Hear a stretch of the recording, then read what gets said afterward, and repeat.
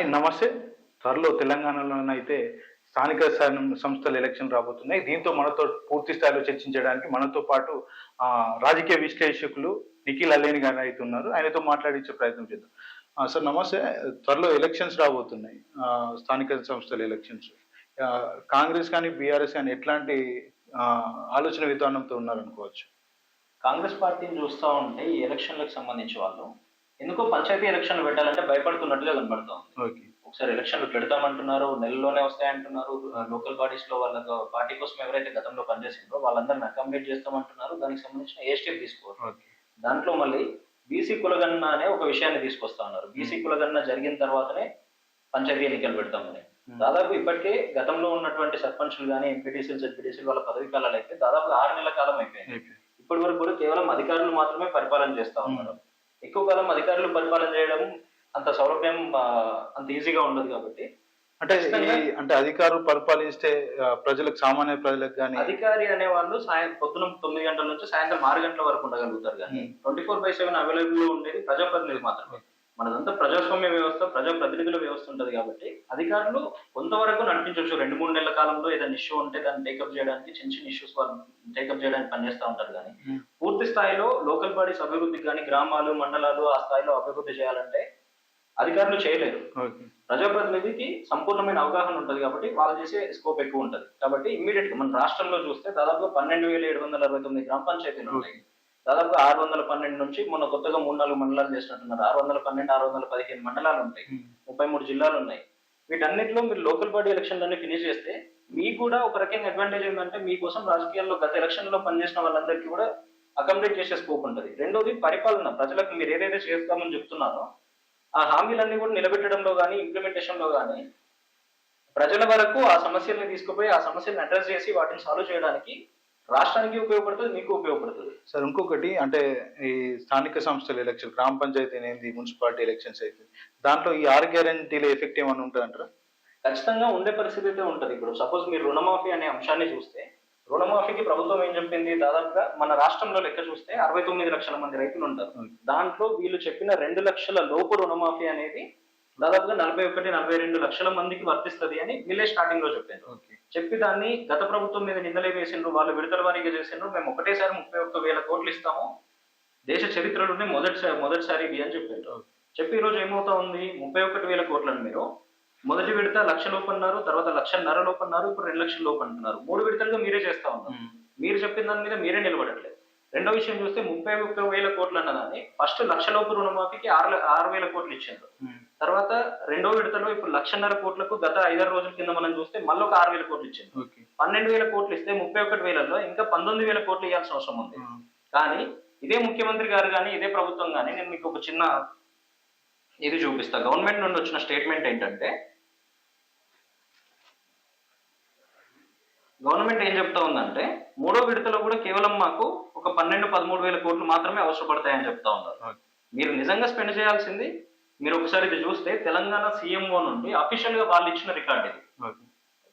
రాష్ట్ర ప్రభుత్వం మెయింటైన్ చేస్తుంది. ఇది ప్రభుత్వం అధికారికంగా ప్రకటించిన డేటా. ఇది ఈ డేటాలో కనుక చూస్తే ఇప్పటి వరకు మొదటి విడతలో 6,034 కోట్లు, రెండో విడతలో 6,000 కోట్లు, మూడో విడతలో 12,000 కోట్లు ఇస్తామని, 12,224 కోట్లు జమ చేస్తామని చాలా స్పష్టంగా చెప్పిండ్రు. 12,000 ప్లస్ 6,000 18,000, ఇంకో 6,000 24,000 కోట్లు మాత్రమే అవుతుంది. మరి మీరే ఏం చెప్తా ఉన్నారు, 31,000 కోట్ల రుణమాఫీ చేస్తామని చాలా స్పష్టంగా ఆగస్టులోనే 3వ విడత చేపట్టి మొత్తం 31,000 కోట్ల రుణమాఫీ ప్రక్రియను పూర్తి చేస్తామని ముఖ్యమంత్రి గారు తెలిపారు అని చాలా స్పష్టంగా చెప్తా ఉన్నారు. ఆ మధ్యలో 7,000 కోట్లు 8,000 కోట్లు ఎక్కడికి పోతా ఉన్నాయి, ఇవన్నీ ఎవరి జేబుల్లోకి పోతా ఉన్నాయి, లేదంటే మీరు ప్రజలను తప్పుదోవ పట్టిస్తున్నారా, నాయకులను తప్పుదోవ పట్టిస్తున్నారా, అడ్మినిస్ట్రేషన్ లో ఏం జరుగుతూ ఉంది, ఈ విషయాలన్నింటి మీద మీకు పట్టు లేదు అన్న విషయం, అడ్మినిస్ట్రేషన్ లో ఫెయిల్ అవుతున్నారన్న విషయం చాలా స్పష్టంగా తెలవడానికి ఇది చిన్న ఉదాహరణ. ఇట్లాంటివి గత 8 నెలలు 9 నెలల పాలనలో అనేకం చూసినాం మనము. ఇట్లాంటి ఇష్యూస్ కానీ, ఇంకోటి వీళ్ళు చెప్పింది ఏంటంటే ముఖ్యంగా 6 గ్యారంటీలు ఇస్తామన్నారు. ఆ గ్యారంటీలకు సంబంధించి ఆ ఫ్రీ బస్ ఒకటి, తర్వాత 200 యూనిట్లు కరెంటుకు సంబంధించి కొంతవరకు, ఈ రుణమాఫీకి సంబంధించి కొంతవరకు. రుణమాఫీ విషయం చూసుకుంటే రుణమాఫీలో మొత్తానికి అంటే పూర్తి మొత్తంలో రుణం అందరికీ 2 లక్షల లోపు రుణమాఫీ అవకాశాలు ఉన్నాయంటారు. మరి ఆగస్టు 15 చేస్తామని మీరు చెప్తా ఉన్నారు. ఆగస్ట్ 15th అనేది ఈ రోజు ఆల్రెడీ మనం 5th డేట్ లో ఉన్నాము. ఇంకో 10 రోజుల్లో ఎక్కడి నుంచి చేస్తారు? దాదాపు 12,000 కోట్లు అవసరమైతే అని మీరు చెప్తున్నారు. యాక్చువల్ గా కావాల్సింది 19,000 కోట్లు. ఎక్కడి నుంచి తెస్తారు? దానికి సంబంధించిన అలొకేషన్ ఎక్కడ పెట్టిండ్రు మీరు? దానికి సంబంధించి ఎక్కడ కూడా వీళ్ళు చాలా స్పష్టంగా ఏది కూడా క్లియర్ చేయట్లేదు. ముఖ్యమంత్రి గారు ఆల్రెడీ అధికారిక పర్యటనలో 13-14 రోజుల వరకు అమెరికా, దక్షిణ కొరియా వెళ్తా ఉన్నట్టున్నారు. మీరేమో అక్కడికి వెళ్ళిండ్రు, మీ మంత్రివర్గంలో కూడా కొంతమంది అక్కడికి వెళ్ళిపోయినారు. దీనికి సంబంధించిన మంత్రులను అడిగితే కూడా మాకు సంబంధం లేదు, అది సంబంధం లేదని మంత్రులు చెప్పడం కాదు, ముఖ్యమంత్రి గారే గతంలో క్యాబినెట్ మీటింగ్ అయిన తర్వాత మీడియాని అడ్రస్ చేస్తూ ఏం చెప్పారంటే, మా మంత్రివర్గంలో 11 మందో 12 మందో ఉన్నారు మంత్రివర్గంలో. ఇప్పుడు ఈ 12 మంది మంత్రుల్లో కేవలం నాతో పాటు పొంగులేటి శ్రీనివాసరెడ్డి గారు, దుద్దిల్ల శ్రీధర్ బాబు గారు, వీళ్ళిద్దరు చెప్పింది మాత్రమే మీడియా అధికారికంగా పరిగణించాలి. మిగతా ఎవరు చెప్పింది మీరు సీరియస్ గా తీసుకోకూడదు అని చెప్తా ఉన్నారు. వాళ్ళు మంత్రుల డమ్మీలా, వాళ్ళు పని చేయాలనా చేయొద్దా, అసలు వాళ్ళని ఎందుకు స్థానికంగా అంటే వాళ్ళ జిల్లా ఇన్ఛార్జ్ మంత్రులు ఉంటారు, వాళ్ళ పరిస్థితి మరి వాళ్ళు కూడా ఏం మాట్లాడదు. వాళ్ళు చెప్పినవన్నీ అబద్ధాలే అన్నట్టే కదా. ముఖ్యమంత్రి వాళ్ళు చెప్పింది పట్టించుకోవద్దు అని చెప్తా ఉన్నారంటే అది ఏ స్థాయికి వెళ్ళిందో మనం ఒకసారి ఆలోచన చేయాల్సిన అవసరం ఉంది. వీటన్నిటిని బేస్ చేసుకుని గ్రామ స్థాయిలో జనాలు కూడా ఆలోచన చేస్తా ఉన్నారు ఈ రోజు. అరే వీళ్ళని గెలిపించి మనం తప్పు పని చేసినట్టున్నాము, వీళ్ళు ఇచ్చిన హామీలు ఏవి కూడా నెరవేర్చట్లే, కాబట్టి ఖచ్చితంగా లోకల్ బాడీ ఎలక్షన్లు వస్తే దానికి తగిన రీతిలో మనం వాళ్ళని అలర్ట్ చేస్తే, ఓడిస్తే తప్పితే ఫర్దర్ గా అడ్మినిస్ట్రేషన్ బాగుండే పరిస్థితి లేదు అన్నది జనాలు చాలా స్పష్టంగా తెచ్చి చెప్పే పనిలో ఉన్నారు. ఇంకొక విషయం ఏంటంటే రైతులు చెప్తున్నారు, చాలా వరకు మేము అంటే గ్రౌండ్ లెవెల్ వర్క్ చేసినప్పుడు చెప్తున్నారు, అంటే 2 లక్షల లోపు రుణం మాఫీ చేస్తామని అయితే ఎన్నికల హామీలో చెప్పారు. కాకపోతే ఇప్పుడు చూసుకుంటే ఎంత వరకు లోన్ తీసుకున్నారు? ఫర్ ఎగ్జాంపుల్ 50,000 లోన్ తీసుకుంటే 50,000 మాత్రమే మాఫీ చేస్తున్నారు, మిగతా ఏదైతే 10,000 20,000 ఇంట్రెస్ట్ ఉన్నదో అది మాఫీ చేయట్లేదు అంటున్నారు. అంటే వీళ్ళు చూస్తున్నా అంటే 2 లక్షల లోపు రుణాలు ఎవరెవరున్నా అన్ని మాఫీ చేస్తాం, మీరు కట్టకండి అని రేవంత్ రెడ్డి ఎన్నికల టైంలో హామీ ఇచ్చిండు. ఇప్పుడు అంటే మాట మార్చిండు మొత్తానికి, అయితే ఎట్లా కూడా అంటారు ఇదంతా? తాను చెప్పింది కేసీఆర్ గారు పూర్తిగా మాఫీ చేయలేదు కాబట్టి మీరు ఇమ్మీడియట్ గా ఇప్పుడు ఎలక్షన్లు వస్తున్నాయి కాబట్టి నేను ఎలక్షన్ లో గెలవంగానే ఫస్ట్ సంతకం రుణమాఫీ మీదనే పెడతా, December 9 నాడు ఎల్బీ స్టేడియంలో నా సంతకం, మొదటి సంతకం దాని మీదనే ఉంటుంది, మీరు అందరూ ఇమ్మీడియట్ గా వెళ్ళి 2 లక్షల లోపు రుణం తెచ్చుకోండి అని చెప్పారు. ఈ రోజు ఏం చేస్తా ఉన్నారు? 2 లక్షల మీద ఎవరికన్నా ఉన్న వాళ్ళకి ఆ మీద ఉన్నది మీరు కడితే తప్పితే ఈ 2 లక్షలు చేయము అని వెరీ క్లియర్ గా చెప్తా ఉన్నారు. ఇంకోటి మీరు చెప్తున్న దాంట్లోనే ఫస్ట్ 6,000 కోట్లు మొదటి విడతలో, రెండో విడతలో ఇంకో 6,000 కోట్లు రిలీజ్ చేశారు. దీంట్లో ఎక్కడా కూడా మీరు స్పష్టంగా చెప్పట్లే. అనేక మంది రైతులు బ్యాంకులకు పోయి మాకు రుణమాఫీ కాలేదు, లేదంటే మాకు మెసేజ్లు రావట్లే, మేము బ్యాంక్కి వెళ్ళినా కూడా అధికారులు ఎవరు బ్యాంక్ వాళ్ళు మమ్మల్ని పట్టించుకోవట్లే అని రోడ్ల మీదకి వచ్చి చెప్తా ఉన్నారు, ఇబ్బందులు పడతా ఉన్నారు.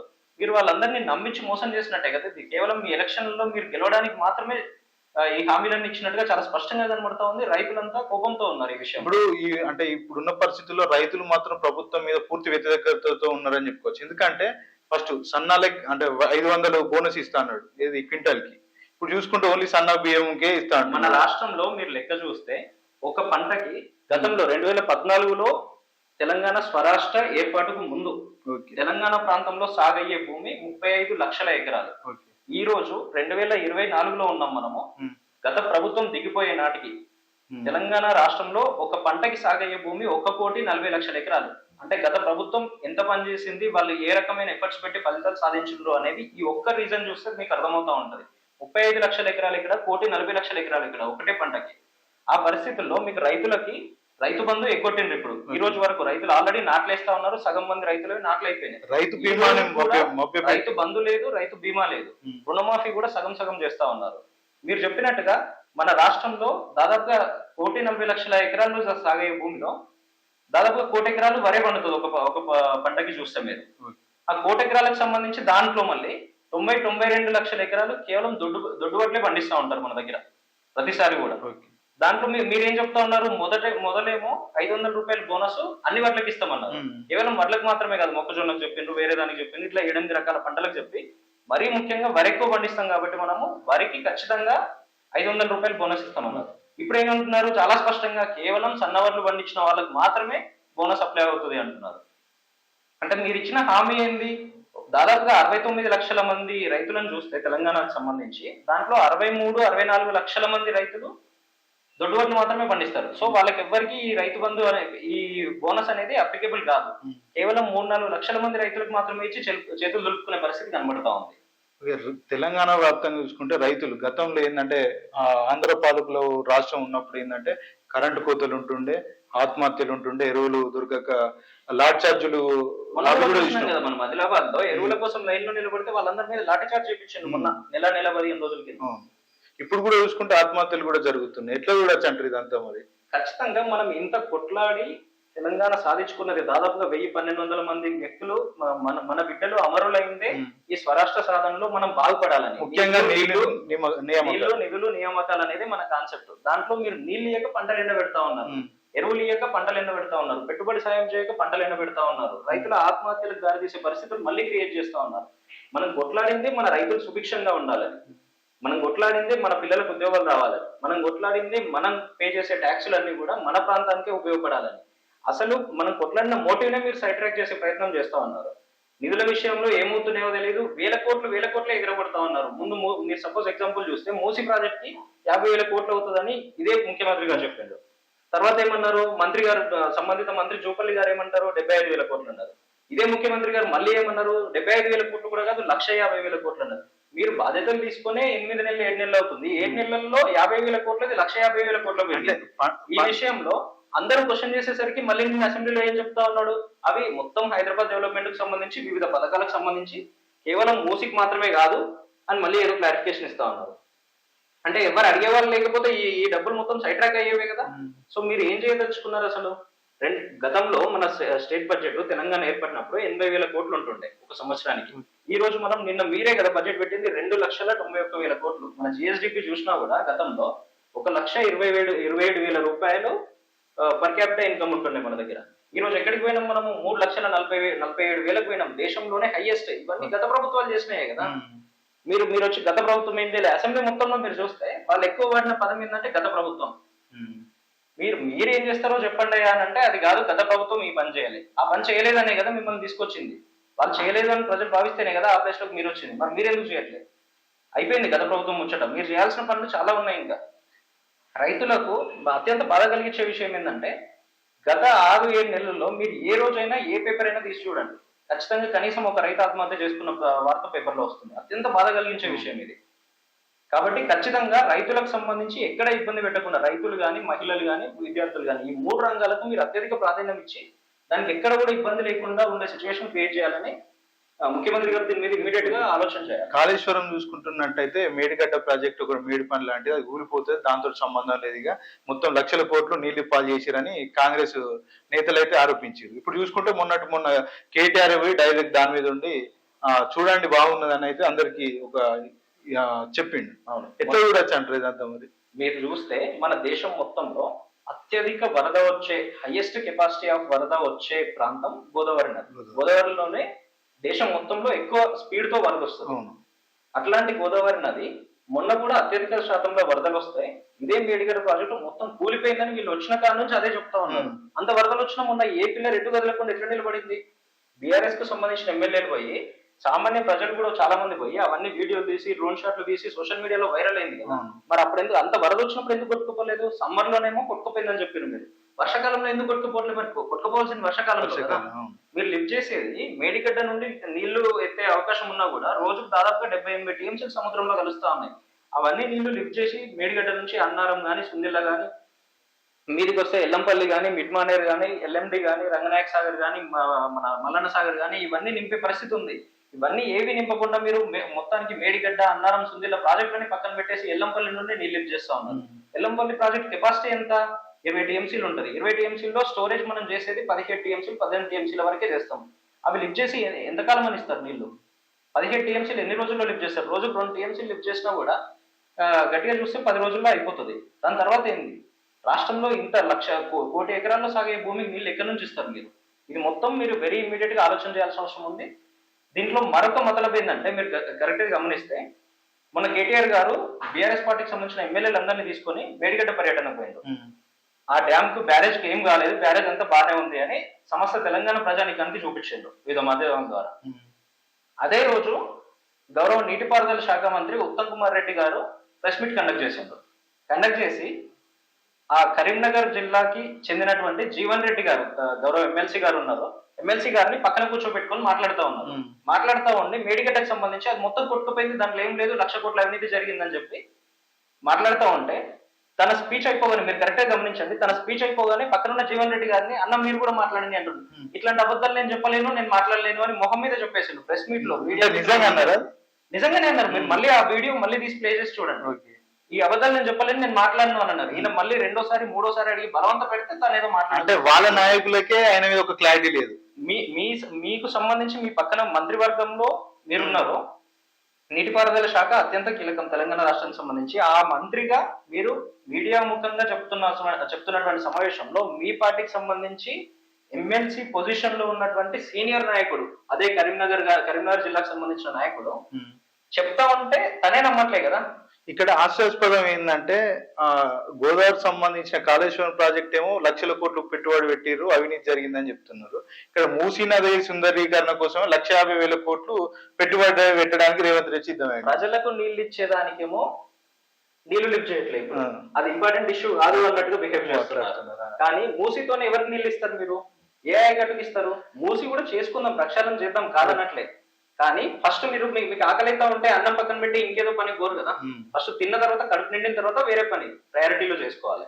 సో అట్లానే అసలు కాళేశ్వరం విషయం పక్కన పెట్టి ఇటువైపు వస్తే పాలమూరు రంగారెడ్డికి సంబంధించిన పనులు పక్కన పెట్టి ఉన్న డబ్బులన్నీ తీసుకుపోయి మూసిలో పెడతా అని చెప్పడం ఏంది? దానివల్ల ఏం ఉపయోగం ఉంటుంది? ఇమ్మీడియట్ గా వచ్చే ఉపయోగం ఏముంటది?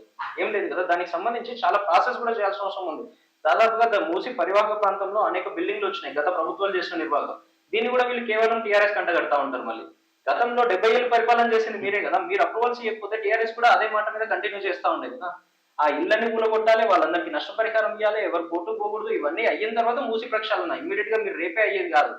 కాబట్టి ఖచ్చితంగా మూసి ప్రక్షాళన చేసుకుందాం, కానీ దాని టైం కొంచెం లేట్ గా తీసుకుని అయినా కూడా ఫస్ట్ ప్రయారిటీలో రైతులకు కావాల్సిన నీళ్లు ఇవ్వాల్సిన విషయము కాళేశ్వరం కానీ మేడిగడ్డ కానీ వీటికి సంబంధించిన పనులు ముందు చేయాల్సిన అవసరం ఉంది. ఓకే, ఇంకొకటి నిరుద్యోగులకు సంబంధించి చూసుకుంటేనైతే రాష్ట్రంలో ఒక పెద్ద హాట్ టాపిక్ గా మారింది కొద్ది రోజుల కిందట. ఆ నిరుద్యోగులు అంతా ధర్నాలు రాష్ట్రోకలు చేస్తుంటే కూడా ముఖ్యమంత్రి ఏ రోజు కూడా వాళ్ళని కలవడానికి ప్రయత్నం చేయలేదు, వాళ్ళని వినిపించుకోలేదు కూడా. అదే 8 నెలల కాలంలో 18 సార్లు ఢిల్లీకి పోయి వచ్చాడు. ఎట్లా కూడా అంటారు అంటే నిరుద్యోగులు అంటే నిర్లక్ష్యమా లేకపోతే చిన్నతనమా? ఆయనకి తన ఉద్యోగం తనకు వచ్చిన తర్వాత తను ముఖ్యమంత్రి ఉద్యోగంలో తను కూర్చోవడానికి కారణమైనటువంటి నిరుద్యోగులను కంప్లీట్ గా గాలికి వదిలేసిన విషయం మనం చాలా స్పష్టంగా చూస్తాం. గత ప్రభుత్వం ఉద్యోగాలు ఇవ్వట్లే అని వీళ్ళు చెప్తా ఉన్నారు. గత ప్రభుత్వం 1,86,000 ప్రభుత్వ ఉద్యోగాలు ఆన్ రికార్డ్ ఇచ్చింది. ఇంకొక 40-45,000కు సంబంధించిన ఉద్యోగాలు ప్రాసెస్ లో ఉంటాయి. మీరు ముఖ్యమంత్రి కాగానే ఏం చేసిండ్రు? 30,000 ఉద్యోగాలు గత ప్రభుత్వం నింపిన మీరే ఇచ్చేసిండ్రు కదా. ఎల్బీ స్టేడియంలో పెద్ద మీటింగ్ పెట్టి అది కూడా అంటున్నారు 2 లక్షల ఉద్యోగాలు ఆల్రెడీ 30,000 ఇచ్చేసిన. అవి ఎట్లుంటాయి? అవి గత ప్రభుత్వం నింపింది కదా. మీరు స్పష్టంగా చెప్పింది ఏంది? మీ మేనిఫెస్టోలో చెప్పింది ఏంది? 2 లక్షల ఉద్యోగాలు. మీ మేనిఫెస్టోలో 9వ పేజీలో చాలా స్పష్టంగా ఉంటది, 2 లక్షల ఉద్యోగాలు యువతకి ఇస్తామని చెప్పి. ఒక నిమిషం నేను చూపిస్తాను. పారదర్శక ప్రభుత్వ ఉద్యోగ నియామకాలు మొదటి ఏడాదిలోనే 2 లక్షల ప్రభుత్వ ఉద్యోగాల భర్తీ చాలా స్పష్టంగా చెప్పింది. యూత్ డిక్లరేషన్ లో కూడా వాళ్ళు బహిరంగ ప్రకటన చేశారు ఆ రోజు. హైదరాబాద్ యూత్ డిక్లరేషన్ లో ఇందిరమ్మ గారి మన్మరాలు మన ప్రియాంక గాంధీ గారిని తీసుకొచ్చి చెప్పించింది కదా. మీరు దాదాపుగా 30-35 లక్షల మంది యూత్ ఉద్యోగాల కోసం చూస్తా ఉంటే వాళ్ళందరినీ నమ్మించి మీరు ఓట్లు వేయించుకొని ఈ రోజు వాళ్ళు ఉద్యోగాలు ఇవ్వమని అడుగుతా ఉంటే అశోక్ నగర్ చౌరస్తాలో మొన్న 15 రోజుల కింద కదా మీరు లాఠీ చార్జ్ చేసి ఉద్యోగులందరినీ కొట్టింది, నిరుద్యోగులందరినీ కొట్టింది. అంటే తెలంగాణలో కాంగ్రెస్ ప్రభుత్వం వస్తే స్వేచ్ఛగా ఎవరైనా కూడా నిరసన ధర్నాలు చేయొచ్చు, మేము సంఖ్యలు కంచెలు ఉంచామని చెప్పిండు. ఇప్పుడు చూసుకుంటే మొన్న మేము అక్కడ ప్రత్యక్షంగా అక్కడే ఉన్నాం అశోక్ నగర్ లో. విచిత్రం ఏంటంటే ఆ కంచెలు వేసిందే వీళ్ళ ముఖ్యమంత్రి. గతంలో ఇదే కాంగ్రెస్ పార్టీ ముఖ్యమంత్రిగా కూర్చోబెట్టినటువంటి కిరణ్ కుమార్ రెడ్డి కంచెలు వేసిండు. వీళ్ళే వేసిన కంచెల్ని ఆ ఇష్యూ కూడా నేను చెప్పగలుగుతాను. గతంలో అక్బరుద్దీన్ ఓవైసీ గారు, అసదుద్దీన్ ఓవైసీ గారు వాళ్ళకి సంబంధించిన ఏదో ఇష్యూ నడుస్తా ఉంటే పటాన్చెరు సంగారెడ్డి ప్రాంతంలో మైనార్టీలకు సంబంధించి ఏదో రప్చర్ నడుస్తా ఉంది. లా అండ్ ఆర్డర్ దెబ్బతింటది, ముఖ్యమంత్రి గారి నివాసానికి ఇబ్బంది అవుతుంది అని ఆ సమయంలో కిరణ్ కుమార్ రెడ్డి గారు కంచెలు వేయించుకున్నారు. ఇది ఆ కంచెల్ని వాళ్ళు వేసిన కంచెలు వాళ్ళే తీసుకున్నారు. తీసుకుని గత ప్రభుత్వం కంచెలేసి అందరు అడ్డుకున్నారు. ఈ రోజు మీ ఇంటికి ఎంతమంది నిల్వ చేస్తున్నారు? మీ ఇంటి దరిదాపుల్లో మొత్తం పోలీస్ పహారా పెట్టుకున్నారు కదా, ఎవరు దరిదాపుల్లో కూడా రాకుండా. మమ్మల్ని కూడా అంటే కొద్ది ఇబ్బంది గురి చేసి మీడియాకి మీరు డైరెక్ట్ గా వార్నింగ్లు ఇస్తున్నారు కదా. మీరు ఎక్కువ విషయాలు ఎలివేట్ చేస్తా ఉంటే, ఎక్కువ ప్రశ్నలు వేస్తా ఉంటే మిమ్మల్ని కూడా జైల్లో పెట్టే పరిస్థితి వస్తుంది, చాలా జాగ్రత్తగా ఉండండి అని మీడియాకే వార్నింగ్ ఇస్తున్న పరిస్థితి చూస్తున్నాం. ఇంకెక్కడ స్వేచ్ఛ? మీడియానే మాట్లాడకపోతే, మీడియా అనేది 4th ఎస్టేట్ అంటాం మనం, మీడియానే ప్రత్యక్షంగా మేమే అంటే జనాలు కొంతమంది ఇబ్బందులు గురి చేసుకుని వాళ్ళు అక్కడ సీఎం కు విన్నవించుకుందామని వచ్చారు. ఆ సమయంలో మేము వెళ్ళాం అక్కడికి. మేము కెమెరాస్ కూడా ఓపెన్ చేయలేదు. ఆ టైంలో వాళ్ళు ఏం చేశారంటే మా కెమెరా బ్యాగ్ బైక్ కీస్ పట్టుకుని వెళ్ళి కొద్దిగా మమ్మల్ని రూడ్ బిహేవ్ చేసారు మాతో. ఇది చాలా బాధాకరమైన విషయము. అంటే 144 సెక్షన్ ఉందని అంటున్నారు. అంటే ప్రజాస్వామిక దేశంలో ఒక ముఖ్యమంత్రి దగ్గర పోయి మేము కవరేజ్ చేయలేని సిచ్యువేషన్ లో ఆ రోజు మాకు అనిపించింది. అంటే మీడియా కూడా సంఖ్యలని గతంలో కొన్నిసార్లు కేసీఆర్ గారు అందరికీ అందుబాటులో ఉండలేదేమో కానీ వాళ్ళ మంత్రులు కానీ ప్రభుత్వంలో నిజంగా నిర్ణయాధికారం ఉన్న ప్రతి ఒక్కరు అందరినీ కలిసే యాక్సెస్ ఉంటుండే. ఈ రోజు మొత్తం పవర్ మీ దగ్గర పెట్టుకున్నారు. నా మంత్రులు ఎవరన్నా మాట్లాడితే కూడా దాన్ని మీరు అఫీషియల్ గా పరిగణించకూడదు అంటున్నారు. అనుకొని మీరన్నా అందరికి అందుబాటులో ఉంటున్నారా అంటే ఎవరికి కలవట్లేదు. నిరుద్యోగుల దగ్గర రానియారు, రైతుల దగ్గర రానియారు, టీచర్ల దగ్గర రానియారు. టీచర్లకు సంబంధించి నేను ఏం చెప్తా ఉన్నాడు పెద్ద సభ పెట్టి, గవర్నమెంట్ టీచర్లు మీరు మాత్రమే మంచోళ్ళు, మీకు మాత్రమే సబ్జెక్ట్ నాలెడ్జ్ ఉంది, ప్రైవేట్ టీచర్లకు ఏం తెలియదు అంటున్నారు. ఈ రాష్ట్రంలో చూస్తే వేరే వేరే విషయాలని పక్కన పెడదాం, ఇదే గవర్నమెంట్ టీచర్ల పిల్లలందరూ ఏ స్కూల్కి పోతారు? ప్రైవేట్ స్కూల్కే కదా పోయేది. మరి అక్కడ వాళ్ళకి ఎవరికి చదువు రాకపోతే ప్రైవేట్ స్కూల్కి ఎందుకు పోతున్నారు? ఇదే ముఖ్యమంత్రి గారు మన్మడు ఉన్నాడు, రేపు ఎల్లుండో స్కూల్ కి పోతాడు. ఆయన కూడా చిన్న ఆయన. రేపు పొద్దున ప్రైవేట్ స్కూల్ కి తోలుతావా, గవర్నమెంట్ స్కూల్ కి తోలుతావా? ఇది మీ క్యాబినెట్ లో ఉన్న మంత్రులందరూ పిల్లలు ప్రైవేట్ స్కూల్కి పోతున్నారా, గవర్నమెంట్ స్కూల్కి పోతున్నారా? మరి వాళ్ళు ఎవరికి చదువు రానట్టయితే మీరు ఎందుకు తోలుతున్నారు? మీరు ఆలోచన చేయాలి కదా. మీరు ఏం చెప్తున్నారో ముఖ్యమంత్రి స్థానంలో ఉండి కించపరిచే వాక్యాలు అతిగా ఓష్ లో ఉండి మాట్లాడితే మంచిగా ఉంటది, సోయితో మాట్లాడుతూ ఉంటే మంచిగా ఉంటది. మీరు ప్రతి ఒక్కరిని కించపరచడము, ఏదో వాళ్ళని చులకనగా చూడడము. మీరు కూడా గత 15-18 ఏళ్ళు ప్రతిపక్షంలో ఉండే కదా, ఆ స్థాయికి వచ్చిండ్రు. ఇదే ప్రజలకి మిమ్మల్ని ప్రభుత్వంలో కూర్చోబెట్టడం తెలుసు, ప్రభుత్వం నుంచి దించి మళ్ళీ ప్రతిపక్షంలోకి నెట్టేయడం కూడా తెలుసు. చాలా జాగ్రత్తగా ఒళ్ళు దగ్గర పెట్టుకొని ప్రతి ఒక్కరం పనిచేయాల్సి ఉంటది. రేవంత్ రెడ్డి ముఖ్యమంత్రి కావడానికి ముఖ్య కారణం నిరుద్యోగులే. ఆ నిరుద్యోగులను ఈ రోజు ఏమంటాడంటే పనిపాట లేకుండా ధర్నా రాస్తారోకలు చేస్తున్నారు, టైం లేకుండా వాళ్ళకి పనిపాట లేనట్టయితే నువ్వు మీ పార్టీ అగ్రనాయకుడు రాహుల్ గాంధీ గారు వాళ్ళ దగ్గరికి ఎందుకు పోయొచ్చారు? మరి మీకు పని పాట లేకపోయొచ్చిందా? నిరుద్యోగులను పట్టుకుని ఆ మాటలు ఎట్లా అంటారు? మీరేమో చులకనగా చూస్తారు, మీ పోలీసులతోనేమో వాళ్ళని కొట్టిస్తా ఉంటారు, వాళ్ళకు ఉద్యోగాలు ఇవ్వరు, జాబ్ క్యాలెండర్ ఇస్తామన్నారు. ఒకటే సంవత్సరంలో మొత్తం 2 లక్షల ఉద్యోగాలు భర్తీ చేస్తామని మీ మేనిఫెస్టోలో, ఇదే మా మేనిఫెస్టోనే మాకు భగవద్గీత, బైబిల్, ఖురాన్ అని మీరే చెప్పిండ్రు కదా. చెప్పి అటువంటి మా మేనిఫెస్టోని మీరు ఈరోజు అమలు చేయకుండా 1 లక్ష ఒకటే సంవత్సరంలో పూర్తి చేస్తామన్న మొత్తం ఉద్యోగాలని ఈరోజు 2 ఏళ్ళు 2.5 ఏళ్ల గడువుకి వాళ్ళు ఇచ్చిన జాబ్ క్యాలెండర్, వాళ్ళు తూతు మంత్రంగా ఏదైతే జాబ్ క్యాలెండర్ అసెంబ్లీ చివరి రోజున ఇచ్చింది. జాబ్ క్యాలెండర్ లో కూడా ఎన్ని పోస్టులు అనేది క్లారిఫికేషన్ ఏం మెన్షన్ చేయలేదు అక్కడ. ఏం మెన్షన్ చేయకుండా కేవలం ఈ పోస్ట్ భర్తీ చేస్తాం. 1 year అన్నారు కదా, మరి 2 years 3 years ఎందుకు టైం లైన్స్ పెట్టిన వాటికి? 1 year లోనే మీరు భర్తీ చేయాలి కదా. దట్టు 2 లక్షల ఉద్యోగాలను మీరు ఎన్నికల్లో ఏదైతే కమిట్మెంట్ ఇచ్చిందో ఈ రోజు 2 లక్షల ఉద్యోగాలకు సంబంధించి ఎక్కడ కూడా వీళ్ళు చెప్పట్లేదు. ఎన్ని ఉద్యోగాలు భర్తీ చేస్తారనేది ఎక్కడా లేదు అసలు టాపిక్.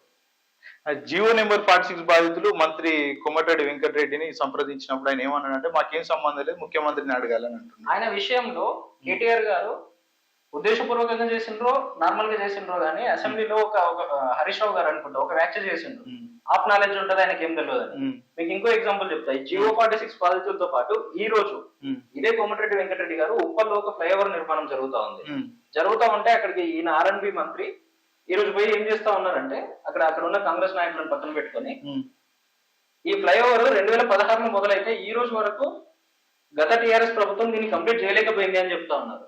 ఆ ఫ్లైఓవర్ అనేది కేంద్ర ప్రభుత్వం, తెలంగాణ ప్రభుత్వం కాదు. మీ డిపార్ట్మెంట్ లో ఏం జరుగుతుందో మీకు తెలియదు. హరీష్ రావు గారు ఆఫ్ నాలెడ్జ్ అన్నది నిజమే. ఇప్పుడు దాన్ని మీరే నిరూపించుకుంటా ఉన్నారు. నిజంగానే ఆఫ్ నాలెడ్జ్ శాఖలు కూడా ఎంత పరిధి ఉంటే ఆయనకు నాలెడ్జ్ లేదు. చాలా స్పష్టంగా తెలుస్తా ఉంది కదా. ఉప్పల్ అనేది హైదరాబాద్ ప్రాంతంలో ఉంది, రోజు కొన్ని వేల మంది పోతా ఉంటారు. అటువంటి ప్రాంతంలో ఒక ఫ్లైఓవర్ గత 7 నెలల నుంచి నడుస్తా ఉంటే దాన్ని ఏం చేయాలా, ఫ్లైఓవర్ ఎవరు కడుతున్నాడో కూడా తెలియదు మీకు. తెలియని వాళ్ళు మీరు ఈ రోజు R&B మంత్రి. ఇట్లా ఉంది పరిస్థితి. క్యాబినెట్ కూడా చూస్తే మన తెలంగాణ క్యాబినెట్ లో 17 మంది మంత్రులు ఉండొచ్చు, కేవలం 11 మందిలో 12 మందిలో నింపి మిగిలినవన్నీ వేకెన్సీస్ పెట్టేసిందండి. అన్ని శాఖలు ఇదే ముఖ్యమంత్రి గారి దగ్గరనే. హోమ్ ఈయన దగ్గరనే ఉంటది, ఎడ్యుకేషన్ ఈయన దగ్గరనే ఉంటది, మున్సిపల్ ఈయన దగ్గరనే ఉంటది, లా అండ్ ఆర్డర్ ఈయన దగ్గరనే ఉంటది, ముఖ్యమంత్రి కూడా ఈయననే. మళ్ళీ అన్ని మీ దగ్గరనే ఉంచుకొని ఈ రోజు ఎందుకు మరి అంటే విద్యాశాఖ గానీ హోంశాఖ గానీ ఎందుకు మంత్రులను కేటాయిస్తారు? వాళ్ళు పని చేస్తారు కదా, వేరే వాళ్ళకి ఇస్తే వాళ్ళ డిపార్ట్మెంట్ల మీద వాళ్ళు రివ్యూ చేసుకుంటా ఉంటారు కదా. మీరేమో ఢిల్లీ తిరగాలన్నాయి, మీరేమో పని చేయరా? ఎందుకు అంటే ఎందుకు భర్తీ చేస్తలేరు అంటారు? మరి అది ఆ 2 శాఖలు ఎందుకు ఆయన దగ్గర ఉంచుకున్నారు? దీన్ని కొద్దిగా మనం బ్రాడర్ ప్రాస్పెక్టివ్ లో చూస్తా ఉంటే టీఆర్ఎస్ పార్టీకి సంబంధించిన బీఆర్ఎస్ పార్టీకి సంబంధించిన ఎమ్మెల్యేలను లాక్కొని వాళ్ళకి ఇద్దామన్న ఆలోచన కనబడుతున్నట్టుంది. దానికి సంబంధించి పక్క రాష్ట్రంలో ఉన్న వాళ్ళ మిత్రులు వీళ్ళంతా డైరెక్షన్ ఇస్తా ఉన్నారు, ఎవరిని మంత్రివర్గంలో తీసుకోవాలి, గతంలో మనకు సన్నిహితులు ఉన్న వాళ్ళు ఎవరు, ఇప్పుడు మళ్ళీ మన దగ్గర తెచ్చుకుంటే మనకు ఎవరు ఉపయోగపడతారు, ఇదే టీఆర్ఎస్ ఎట్లా బదనాం చేయాలి, ఇవన్నీ మీ వెనకాల ఉన్న కుట్రలుగా చాలా స్పష్టంగా కనబడతా ఉన్నాయి.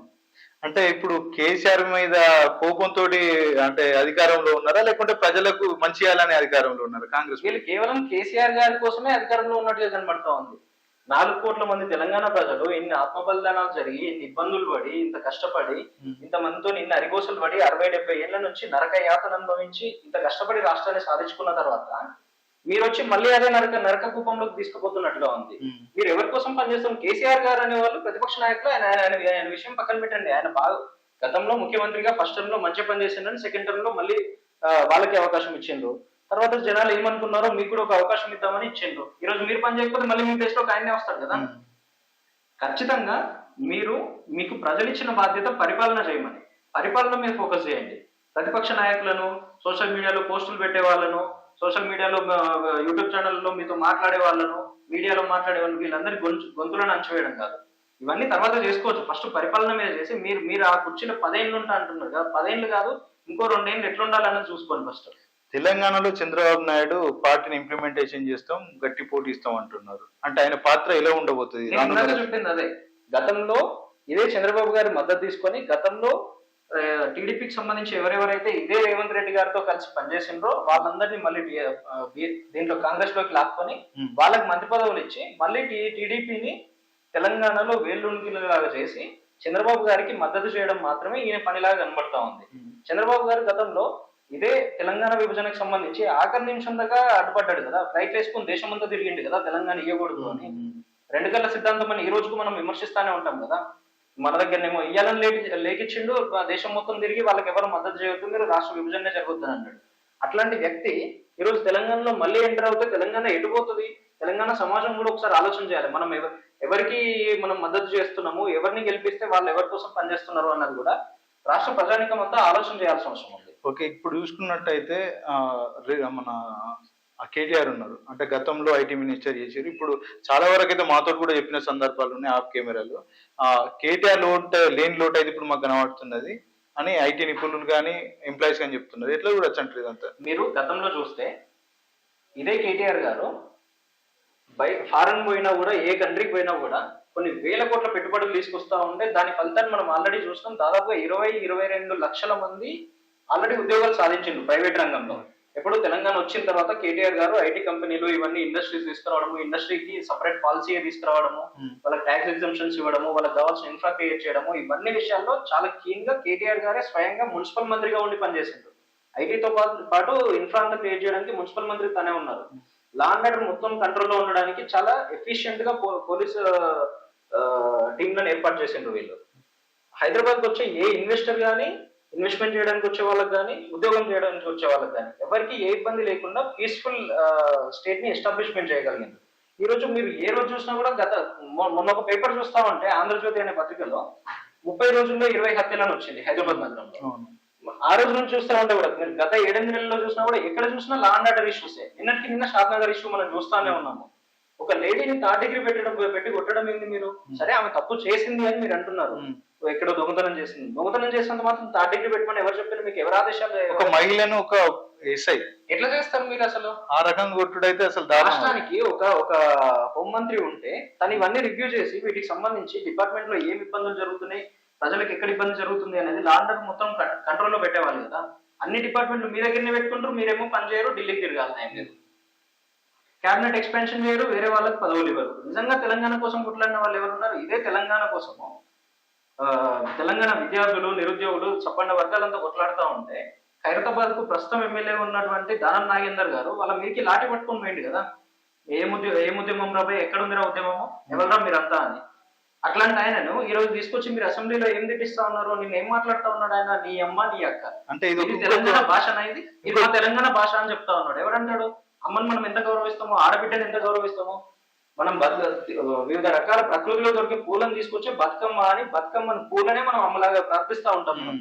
అట్లాంటిది నీ అమ్మ నీ అక్క అది ఏం భాష? అది ఏం నేర్పదలుచుకున్నాం మనము? అంటే అంత సంఘటన అసెంబ్లీలో జరిగిన స్పందించిన స్పీకర్ ఒక V6 కు సంబంధించి ఒక కామెంట్ పెడితే ఒక యువకుడిని, అంటే ఆ యువకుడికి పార్టీలతో పెద్ద సంబంధం లేదు, ఆయన భావ విశ్లేషణ స్వేచ్ఛ ఎవరికైనా ఉంటుంది, ఆయన కామెంట్ పెడితే దాన్ని తీసుకొచ్చి డైరెక్ట్ సెలవు దినాలలో రోజు డైరెక్ట్ ఆయన కేసు పెట్టి జైలుకి పంపించే ప్రయత్నం చేసింది. ఇవే పనులు వీళ్ళవన్నీ కూడా.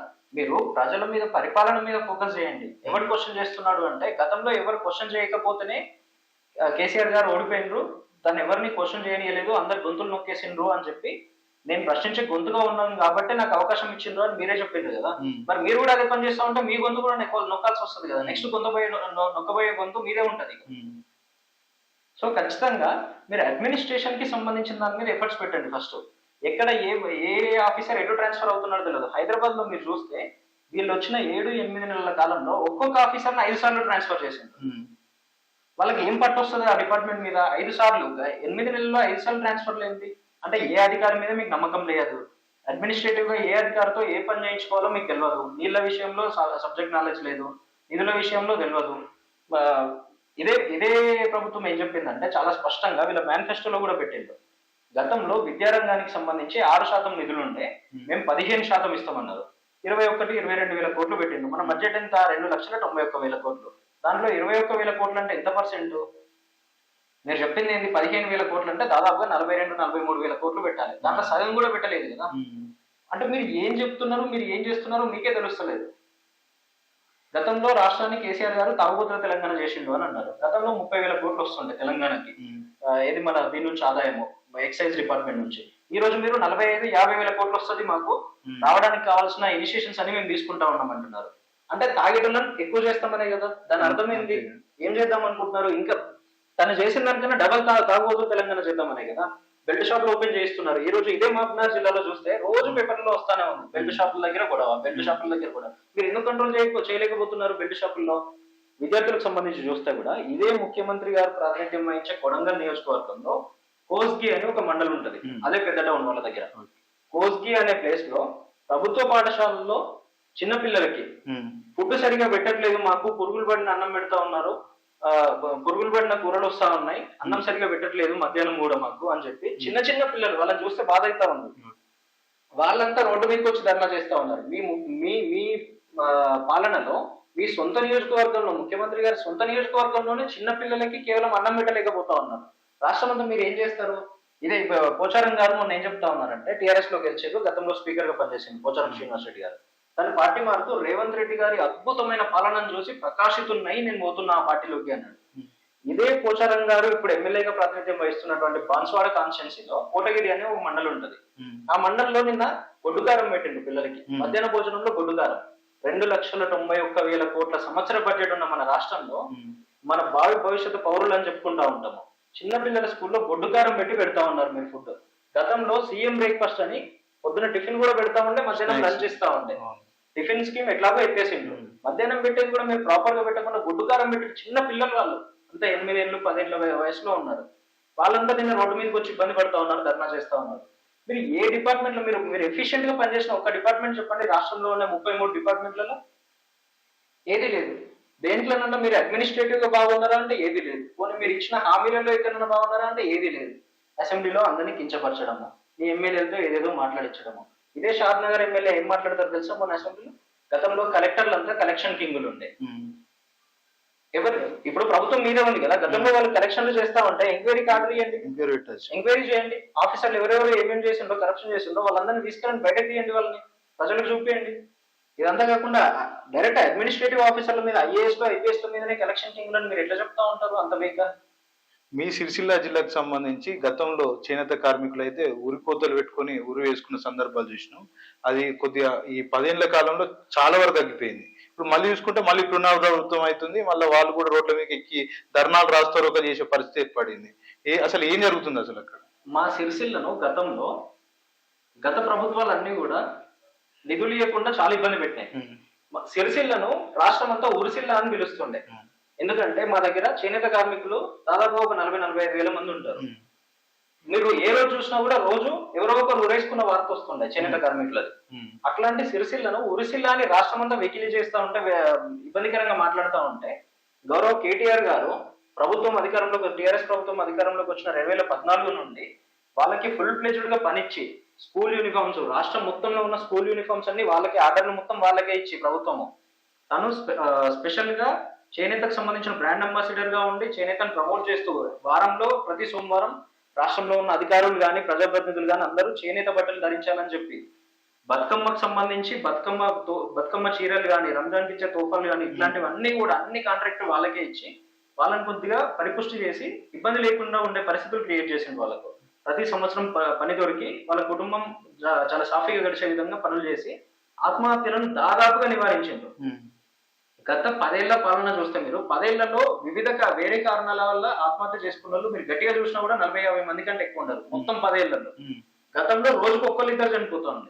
ఈ ప్రభుత్వం వచ్చిన తర్వాత 8 నెలల్లో బతుకమ్మ చీరలకు సంబంధించి ఈ రోజుకు స్పష్టమైన ఆదేశాలు లేవు. 3 నెలలైతే బతుకమ్మ వస్తుంది, 2 నెలలు గట్టిగా 2 నెలల్లో రంజాన్ తోఫా ఆల్రెడీ ఇవ్వలేదు. రంజాన్ తోఫా ఎగ్గొట్టారు. పిల్లలకు సంబంధించిన స్కూల్ యూనిఫామ్లకి ఈ రోజుకి వాళ్ళకి ఆర్డర్లు పోతారు. అంటే ఇంకొకటి ఏంటంటే నాణ్యత లేని చీరలు ఇస్తున్నారని వాళ్ళని కూడా కొద్దిగా అవమానం చేసే వ్యాఖ్యలు చేశారు గత విపక్షమైన కాంగ్రెస్ పార్టీ. నేను ఆన్ కెమెరా చెప్పొచ్చలేదు కానీ మా సిరిసిల్లకు సంబంధించిన ఒక కాంగ్రెస్ ప్రతినిధి ఏమంటాడంటే చేనేతలకు పని దొరకకపోతే నిరోధులు అమ్ముకోండి అని అన్నాడు. ఎట్లా కనబడుతున్నారు మీకు? నువ్వెవడు అసలు అనడానికి? నీకు ఎంత ధైర్యం ఉంటే అంటావు నీ సొంత నియోజకవర్గ ప్రజల్ని? ఇట్లాంటి పనులు ఇట్లాంటి మాటలు మాట్లాడుతున్నాయి కదా. గత 20 ఏళ్లలో ఎన్నడూ డిపాజిట్ రాకుండా నేను ఆ స్థాయికి తీసుకుపోయింది. ఈ రోజు నీ ప్రభుత్వం అధికారంలో ఉందని నిరోధులు అమ్ముకొని ఏ రకంగా మాట్లాడతారు? సిరిసిల్ల ప్రాంతాన్ని కావాలని ఎస్పెషల్లీ చేనేతలకి మనం ఏదైనా చేస్తే కేటీఆర్ గారికి పేరు వస్తుంది అని చెప్పి కేవలం ఆ ఒక్క కారణంతోనే చేనేతలకి ఈ రోజు ఏ పనులు రాకుండా ఏ అడ్డం రాకుండా చేస్తున్నారు. 300-400 కోట్ల రూపాయలు బకాయిలు ఉంటే నిన్న మొన్న కూడా మా సిరిసిల్లలో ధర్నాలు రాస్తారోకోలు చేశారు చేనేతలు. వాళ్ళందరినీ ఇమీడియట్ గా ఆదుకోవాలి కదా మీరు. రాష్ట్ర ప్రభుత్వం 2,90,000 కోట్ల సంవత్సర బడ్జెట్ పెట్టుకొని మనము వాళ్ళకి సంబంధించిన చిన్న చిన్న పనులు కూడా మనం ఇవ్వకపోతే ఎట్లా బతుకుతారు మరి వాళ్ళు? మీరు అన్ని వర్గాలను సమదృష్టితో చూడాలి కదా. అన్ని వర్గాలకు సంబంధించిన పరిపాలన చేయాలి కదా మీరు.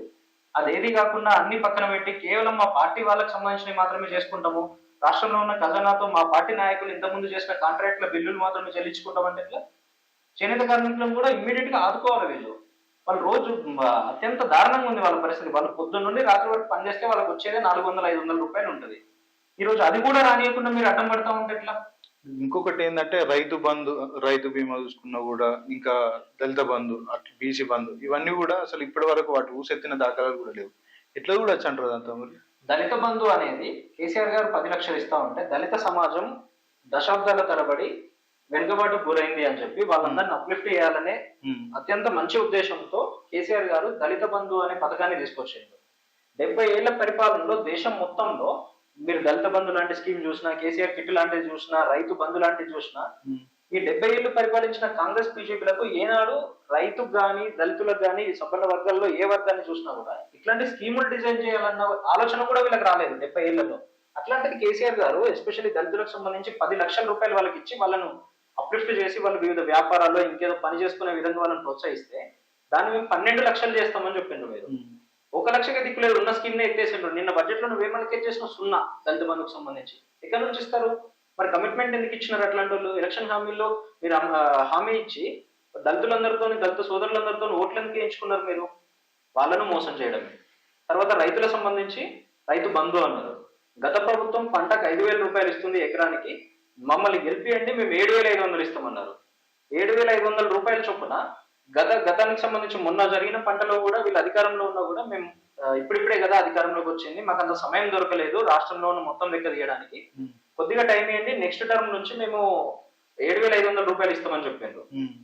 ఆ 500ది వీళ్ళు ఇవ్వడానికి రైతులు పంట నాట్లు వేసినప్పుడు దుక్కి దున్నప్పుడు ఇవ్వాల్సిన పెట్టుబడి సాయము, రైతులు పంట కోసి కళ్ళాల నుండి పంట కోసిన తర్వాత అది మార్కెట్కి వచ్చిన తర్వాత రైతు బంధు ఇచ్చిండ్రు వీళ్ళు. అది పోయిన టర్మ్ అయిపోయింది. ఈ టర్మ్ కు సంబంధించి 5,000 రూపాయలు 7,500 చేస్తామన్నారు. 7,500 రూపాయలని మీరు 1,40,00,000 ఎకరాలు సాగే భూమికి లెక్క కడితే దాదాపుగా 10,500 కోట్లు వస్తుంది. దానికి సంబంధించిన ఊసే లేదు.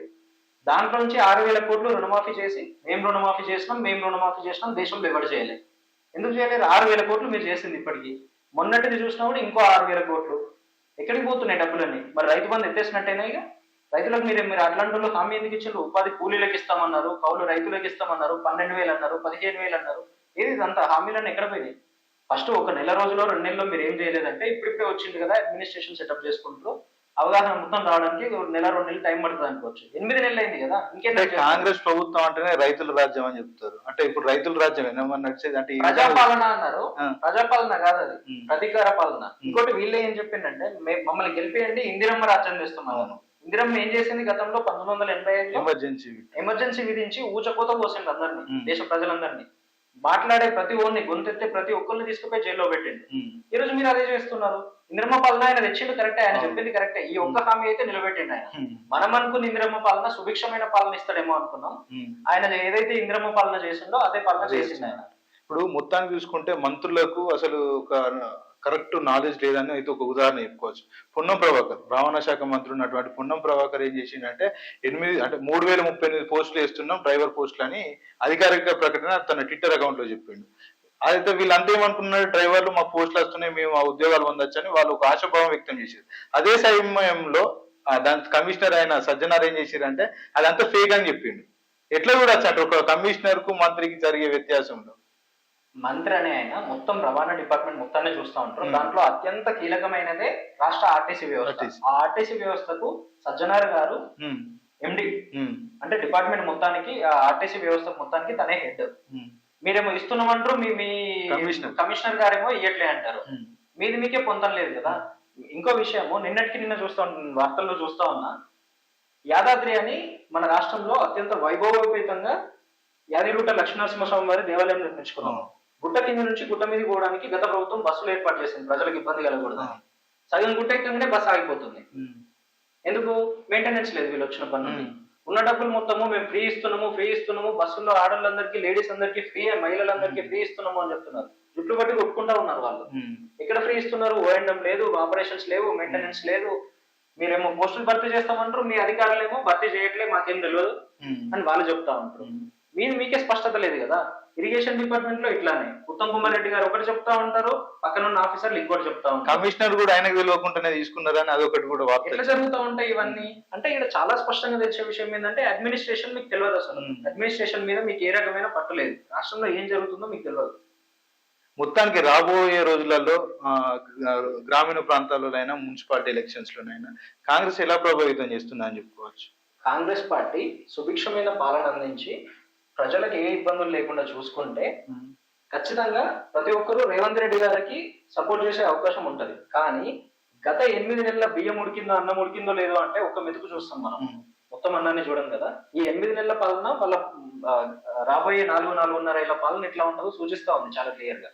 ఇప్పుడు కూడా రైతులు కానీ, సంపన్న వర్గాలు కానీ, అన్ని వర్గాలకు సంబంధించిన వాళ్ళు మేల్కోకుండా మళ్ళీ వీళ్ళ పార్టీకి చెందిన వాళ్ళని గెలిపిస్తే, మొన్నటి నుంచి ఆయన ఏమంటున్నారు, టీఆర్ఎస్ కి ఒక్క సీటు కూడా రాలేదు, 0 సీట్లు వచ్చినాయి కాబట్టి జనాలు మా పాలనను మెచ్చిండ్రు అంటున్నారు. మెచ్చిండ్రు అని చెప్పి ఈ రోజు ఎన్ని ఇబ్బందులు పెడతా ఉన్నారు. ఇప్పుడు మళ్ళీ లోకల్ బాడీ ఎలక్షన్ లో మళ్ళీ అదే పని చేసి మీరు మొత్తం కాంగ్రెస్ కు సంబంధించిన వాళ్ళకి ఓట్లేసి గెలిపిస్తే రేపు పొద్దున మళ్ళీ అదే పరిస్థితి అవుతుంది. మాకే మద్దతు చేసిరు జనాలందరూ అని చెప్పి ఇవే పనులు చేస్తా ఉంటాడు. బడ్జెట్ అలికేషన్స్ ఉండవు, అడ్మినిస్ట్రేషన్ ఉండదు, పనులు ఉండవు, రైతులు ఇబ్బందులు పట్టించుకోరు, రుణమాఫీలు ఉండవు, రైతు బంధువులు ఉండవు. ఇవన్నీ చాలా స్పష్టంగా తెలుస్తా ఉంది కదా. ఇదే జరుగుతుంది. కాబట్టి ఖచ్చితంగా ప్రభుత్వానికి సంపూర్ణమైన మద్దతు ఉంది. ఉన్నప్పటికీ ఆయన పక్కపాటి ఎమ్మెల్యేలు లాక్కుంటా ఉన్నాడు, అది వేరే విషయం. సంపూర్ణమైన మద్దతు ఉంది. ప్రభుత్వం కూలిపోయే పరిస్థితి ఎక్కడా లేదు. లేనప్పుడు కనీసం వాళ్ళు సరిగా చేయట్లేనప్పుడు అడిగే ప్రశ్నించే గొంతులను మీరు ఎన్నుకోవాలి. ప్రశ్నించేది ఎవరు ప్రశ్నిస్తారు? ప్రతిపక్షంలో ఉండే వాళ్ళు ప్రశ్నిస్తారు. కాబట్టి ప్రశ్నించే వాళ్ళకి అవకాశం ఇవ్వండి. ఏ ఎలక్షన్లోనైనా మీకు జరిగే ఇబ్బందులను వాళ్ళు ప్రభుత్వం ముందు పెడతారు, మీ కష్ట నష్టాల్లో భాగమవుతారు. కాబట్టి ఖచ్చితంగా ప్రశ్నించే గొంతులకు అవకాశం ఇచ్చి ప్రభుత్వం మీద ఆ ఫోర్స్ క్రియేట్ చేసి ప్రభుత్వంతో పనులు చేయించుకునే అవకాశం తీసుకునే విధంగా ప్రజలు ఓట్లేయాల్సిన అవసరం ఉంది. రైట్. మొత్తానికైతే రానున్న రోజుల్లో రేవంత్ రెడ్డి తీర్పు మార్చుకోకపోతే డెఫినెట్ గా ఏంటంటే లాస్ అయ్యే ప్రమాదం ఉందని అయితే చెప్తున్నారు. రాష్ట్రానికి నష్టం, ఆయనకు లాభమే అవుతుంది, ఆయన పార్టీకి లాభమే అవుతుండొచ్చు. కానీ ఇప్పుడు ఈ బడ్జెట్లన్నింటిలో ఎటుపోయే డబ్బులు అటు పోతా ఉంటాయి. కానీ ఎండ్ ఆఫ్ ది డే ప్రజలకు చాలా స్పష్టంగా నష్టం అవుతుంది అనే విషయం తెలుస్తా ఉంది.